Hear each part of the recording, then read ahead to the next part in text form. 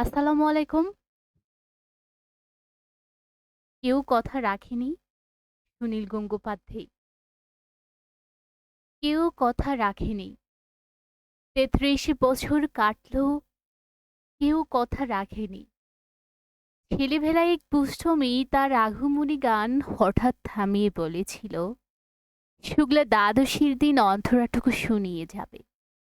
তারপর কত চন্দ্রাভ অমাবস্য চলে গেল, কিন্তু সেই দুষ্ট মেয়ে আর এলো না। ২৫ বছর প্রতীক্ষায় আছি।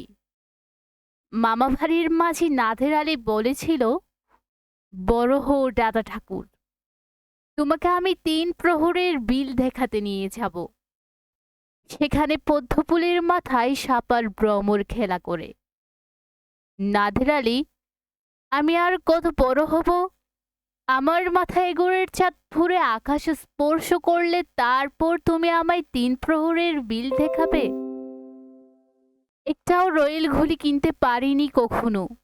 লাঠি লোঝেন্স দেখিয়ে দেখিয়ে সুচেছে লস্কর বাড়ির ছেলেরা।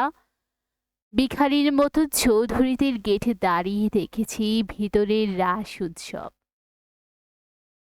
অবিরল রঙের ধারার মধ্যে সুবর্ণ খঙ্কন পরা পরশা রমণীরা কত রকম আমোদে